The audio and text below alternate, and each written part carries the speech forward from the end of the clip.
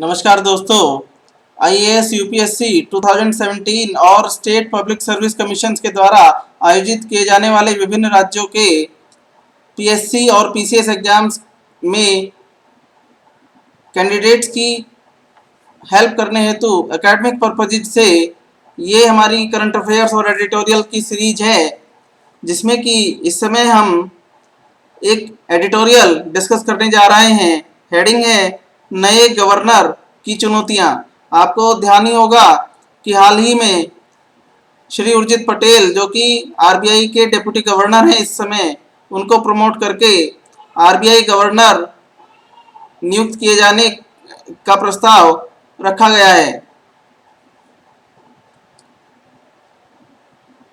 आइए हम पढ़ते हैं अपना एडिटोरियल, नए गवर्नर की चुनौतियां। सबसे पहले तो हमें देश में आर्थिक माहौल में सुधार के लिए डॉक्टर रघुराम राजन के कुशल नेतृत्व की सराहना करनी होगी। आर्थिक माहौल में स्थिरता और इसकी मजबूती के मद्देनजर उनके दूरदर्शी और सतर्क फैसलों से आने वाले समय में अर्थव्यवस्था को, इकोनॉमी को उच्च वृद्धि दर हासिल करने में मदद मिलेगी। ए हाई ग्रोथ रेट अटेन करने में नियर फ्यूचर में ये उनकी नीतियां यूजफुल साबित होंगी। उनके 3 वर्ष के कार्यकाल में भारतीय अर्थव्यवस्था ने अनेक महत्वपूर्ण उपलब्धियां हासिल की। विश्व में सर्वाधिक तेजी से बढ़ने वाली अर्थव्यवस्थाओं में भारत की अर्थव्यवस्था शामिल हो गई है। भारतीय मुद्रा में स्थिरता लाने के लिए भी हमें डॉक्टर राजन की प्रशंसा करनी होगी। जो रुपए में स्टेबिलिटी लाने का काम डॉक्टर राजन ने किया है, उसके लिए भी हमें उनकी प्रशंसा करनी चाहिए।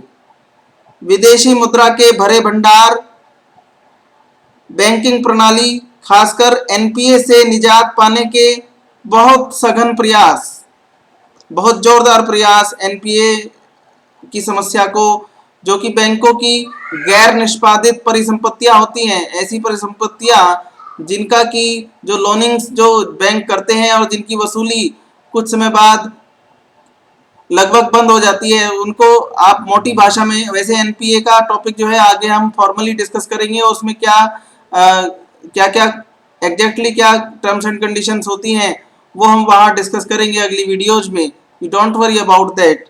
बट यही है कि एनपीए से मुक्ति पाने के लिए, एनपीए की समस्या को मिटिगेट करने के लिए, उसको न्यूनतम करने के लिए डॉक्टर राजन ने काफी महत्वपूर्ण प्रयास किए हैं।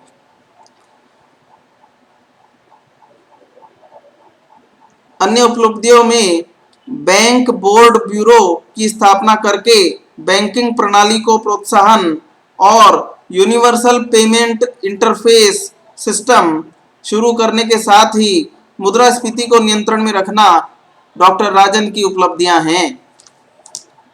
मजबूत आर्थिक वृद्धि विरासत में मिलने के कारण जो अनेक चुनौतियां नए गवर्नर के समक्ष होंगी, अर्थात उर्जित पटेल जी के समक्ष जो चुनौतियां होंगी, उनमें सबसे पहली औद्योगिक क्षेत्र, खासकर एसएमई लघु स्तर के उद्यमों की वृद्धि दर में तेजी लाने की होगी। सबसे पहली चुनौती जो उर्जित पटेल जी को जिसका समाधान निकालना होगा वो है एसएमई का ग्रोथ रेट, उनको तेज करने के लिए उपाय करने होंगे। यह क्षेत्र भारतीय अर्थव्यवस्था की वृद्धि और विकास में महत्वपूर्ण भूमिका निभाता है।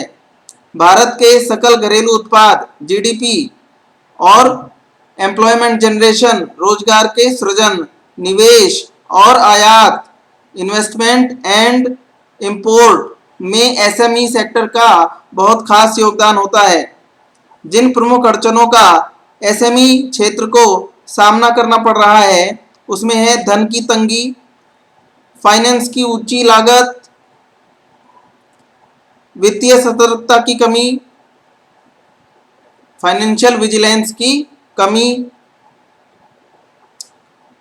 इस प्रकार की अड़चनें शामिल हैं। एसएमई क्षेत्र भारतीय उद्योग की आधारशिला है और हमें उसकी तरफ समुचित ध्यान देना बहुत जरूरी है, जिससे कि यह भारत की विकास संभावनाओं का ज़्यादा से ज़्यादा दोहन करने में सहायक बन पाए।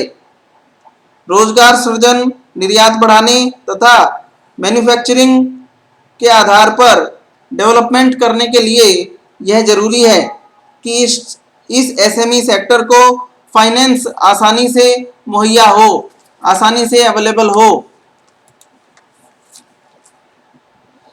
उच्च ब्याज दर के मौजूदा माहौल में नए निवेश आकर्षित करने और अपना अस्तित्व बनाए रखने में इस क्षेत्र को अर्थात एसएमई सेक्टर को बहुत मुश्किलें आ रही हैं। इस करके उद्योग को उम्मीद है कि एसएमई सेक्टर के ब्याज दर को कम किया जाएगा। ये पहली चुनौती है, ये पहला प्रश्न है, क्या उर्जित पटेल गवर्नर के तौर पर एसएमई सेक्टर के इंटरेस्ट रेट को कम करेंगे? ये एक बड़ा प्रश्न है। इस पर हमें निगाह बना करके और ध्यानपूर्वक देखना होगा कि वो क्या नीति अपनाते हैं। उच्च ब्याज दर का दबाव न केवल मैन्युफैक्चरर्स को चिंता में डाले हुए है, बल्कि एसएमई एक्सपोर्टर्स को भी, एसएमई निर्यातकों को भी मुश्किलें आ रही हैं। उधार लेने की अंतर्राष्ट्रीय दर और धन जुटाने में घरेलू लागत के बीच ज़्यादा अंतर है और इस अंतर के कारण हमारे उद्योगों की प्रतिस्पर्धी शक्ति अर्थात कॉम्पिटिटिवनेस बैडली इफेक्ट हो रही है। इंपॉर्टेंट बात है, एक बार फिर से पढ़ते हैं। उधार लेने की इंटरनेशनल रेट, यानी कि जो आप लोनिंग्स ले सकते हैं, लोन ले सकते हैं, इंटरनेशनल रेट जो है उसमें, और धन जुटाने में जो घरेलू लागत आ रही है, जो घरेलू संसाधनों से कोई भी उद्योग या कोई भी इकोनॉमी का सेक्टर धन जुटाने की कोशिश करता है, उसके एक्सपेंडिचर में यानी उसकी लागत में दो चीजें हैं, उधार लेने की अंतर्राष्ट्रीय दर और धन जुटाने की घरेलू लागत। इसके बीच अंतर काफी ज्यादा बढ़ रहा है, जिसके कारण हमारे जो उद्योग हैं उनकी कॉम्पिटिटिवनेस जो है वो काफी बैडली इफेक्ट हो रही है। आप ये समझिए। अब आगे बढ़ते हैं। अच्छा मानसून रहने तथा दामों में ज्यादा उछाल न आने की संभावनाओं को देखते हुए रेपो रेट में कमी करने के लिए स्थिति अनुकूल है। इंपॉर्टेंट बात है कि रेपो रेट में कमी के लिए दो फैक्टर सुझाए जा रहे हैं। पहला फैक्टर है अच्छा मानसून रहना और दामों में, महंगाई में ज्यादा उछाल न आने की संभावना। ठीक है, क्योंकि मानसून पर महंगाई निर्भर करेगी। यदि मानसून अच्छा होगा तो महंगाई कम बढ़ेगी और इसलिए रेपो रेट में कमी लाई जा सकती है। ये कंसेप्चुअल चीजें हैं।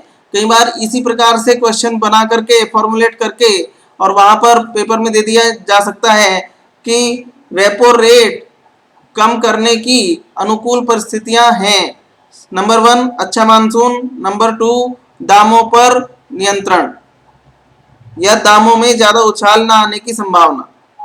और इस प्रकार से आपको 1, 1, 2, 1, 2, 3 all are correct, all are wrong, इस तरह के क्वेश्चंस का जवाब देना पड़ सकता है। इस प्रकार की चीजों को याद रखिए। अभी जो हालात हैं उन्हें देखते हुए जरूरी है कि ब्याज दरों को कम रखकर टिकाऊ उत्पादों अर्थात जो टिकाऊ उत्पाद, कंज्यूमर ड्यूरेबल्स, टिकाऊ उत्पादों की मांग में बढ़ोतरी के हालात बनाए जाएं। निश्चित ही बात है कि जब ब्याज दर कम होती हैं, अर्थात अगर रेट, लोनिंग्स की रेट जो है वो कम होंगी, तो व्यक्ति चाहेगा कि वो कंज्यूमर ड्यूरेबल प्रोडक्ट्स जो हैं, जैसे कि कोई कार या कोई किसी तरह का बड़ा वाहन, उसको वो लोन लेकर के खरीदना चाहेगा क्योंकि ब्याज की दर कम चल रही है। तो इसलिए यदि ब्याज की दर कम होगी तो टिकाऊ उत्पाद यानी कि जो कंज्यूमर ड्यूरेबल प्रोडक्ट्स होते हैं, कंज्यूमर ड्यूरेबल प्रोडक्ट्स की डिमांड में बढ़ोतरी आ सकती है यदि ब्याज की दर कम होगी। ठीक है, अनेक प्रतिस्पर्धी अर्थव्यवस्थाओं की तुलना में अपने यहाँ उद्यमों को ऋण की ऊंची लागत वहन करनी पड़ती है। इससे न केवल घरेलू बाजार बल्कि अंतर्राष्ट्रीय बाजार पर भी प्रभाव पड़ता है। भारत की 6.5 रेपो रेट विश्व के 5 सर्वाधिक बड़े मैन्युफैक्चरर नेशंस चीन, अमेरिका, जापान, जर्मनी तथा रिपब्लिक ऑफ कोरिया की तुलना में खासी ऊंची है, काफी ऊंची है भारत की रेपो रेट। क्योंकि देखिए रिपब्लिक ऑफ कोरिया में 1.25% रेपो रेट है, जर्मनी में 0% रेपो रेट है, जापान में -0.1% जो है रेपो रेट है, अमेरिका में केवल 0.5% रेपो रेट है और चाइना में भी 4.35% है, 4.35% चाइना में है, जबकि भारत में 6.5% रेपो रेट चल रही है। ऋण लागत के मामले में थाईलैंड में ऋण लागत 1.5% है, हांगकांग में 0.75% है, मलेशिया में 3% है, सिंगापुर में 0.37% है और ताइवान में 1.38% है। तो इस प्रकार के ये जो कॉम्पिटिटिव नेशंस हैं, भारत के साथ प्रतिस्पर्धा करने वाले देश हैं, यहाँ पर ऋण लागतें बहुत कम हैं भारत की तुलना में। उभरते बाजारों और विकासशील अर्थव्यवस्थाओं में चीन 4.35%, मॉरिशस 4%, मलेशिया और फिलीपींस दोनों 3%, सऊदी अरब 2%, थाईलैंड 1.5% और ओमान 1% जैसी कुछ अर्थव्यवस्थाएं नीतिगत रूप से ब्याज दरों को भारत की तुलना में काफी नीचे रखी हुई हैं। इन तमाम अर्थव्यवस्थाओं में मुद्रास्फीति की दरें भी काफी कम है, जैसे कि चाइना में मुद्रास्फीति की दर 1.9% है, मॉरिशस में 1.10% है, मलेशिया में 1.6% है, फिलीपींस में 1.9% है, सऊदी अरब में 4.1% है, थाईलैंड में 0.38% है और ओमान में 1.5% है। इसलिए आवश्यक है कि हमारी अर्थव्यवस्था भी नीची मुद्रास्फीति और नीची ब्याज दरों का मॉडल अपनाए। नए आरबीआई गवर्नर के समक्ष एक चुनौती अबाधित ऋण मुक्ति सुनिश्चित करने की भी होगी। वर्ष 2013 की गर्मियों में जब रुपए में तेजी से गिरावट आई और अर्थात रुपया तेजी से नीचे गिरा 2013 की गर्मियों में और यह 67.85 के अभूतपूर्व स्तर पर नीचे जा पहुंचा, तब भारत ने foreign currency non resident bank account foreign currency non resident bank account foreign currency non resident bank account FGNRB के जरिए 26 बिलियन अमेरिकी डॉलर बैंकों के लिए विशेष स्वैप विंडो की व्यवस्था करते हुए जुटाए थे। इंपॉर्टेंट टर्मिनोलॉजीज हैं, आप वीडियो पीछे हटा करके इनको बार बार सुन सकते हैं, जिससे कि आपका कंसेप्ट क्लियर रहे।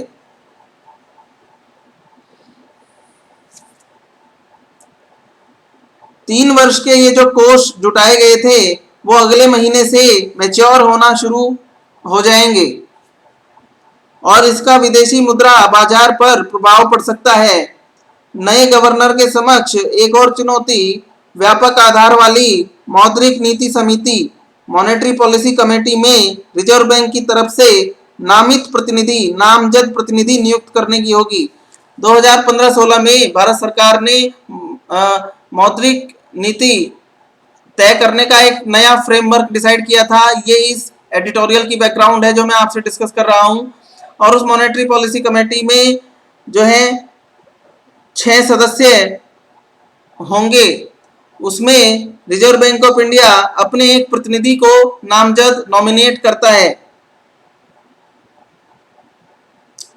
इस समिति को मुद्रास्फीति को 4%, जिसमें +-2 की गुंजाइश होगी, 4% की एक मुद्रास्फीति जो है उसका टारगेट रिजर्व बैंक को दे दिया जाएगा। मॉनेटरी पॉलिसी कमेटी जो है कोऑर्डिनेट करके इस दर को 4% या +-2 की रेंज के बीच में मेंटेन करने का प्रयास करेगी।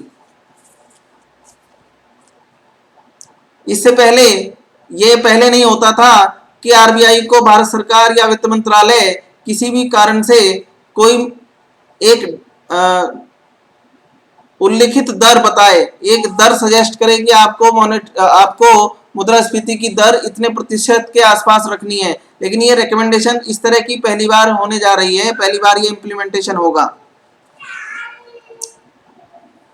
तो नए गवर्नर के सामने एक चुनौती व्यापक आधार वाली मौद्रिक नीति समिति यानी कि मॉनेटरी पॉलिसी कमेटी में आरबीआई की तरफ से एक प्रतिनिधि को नामजद करने की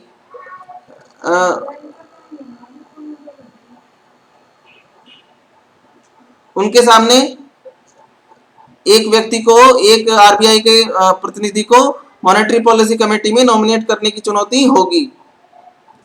6 सदस्यीय एमपीसी में आधे सदस्य रिजर्व बैंक से होंगे। एमपीसी में बाकी सदस्य भारत सरकार द्वारा नॉमिनेट किए जाएंगे। इससे पहले भारत सरकार अधिसूचित कर चुकी है कि आने वाले 5 वर्षों के लिए मुद्रास्फीति को 4% पर लक्ष्यबद्ध किया गया है। इसी लक्ष्य के मद्देनजर एमपीसी को फैसले करने होंगे। इसी को आधार बनाते हुए एमपीसी अपने फैसलों को सिरे चढ़ाएगी, जिससे कि मौद्रिक नीति चुस्त दुरुस्त रहने पाए। अर्थव्यवस्था के प्रत्येक क्षेत्र में मजबूती के हालात बनने के साथ ही तमाम क्षेत्रों में ऐसा सामंजस्य बने जिससे कि देश आर्थिक विकास की डगर पर सहजता से अग्रसर हो। इस प्रकार से हमारा ये एडिटोरियल नए गवर्नर की चुनौतियां यहाँ पर कंप्लीट होता है। आशा है कि आपने इससे कुछ इंपॉर्टेंट फैक्ट्स जरूर अपने कंसेप्ट में, अपने माइंड में बैठाए होंगे, उनको ग्रैंड किया होगा। Thank you very much, all the best, thank you.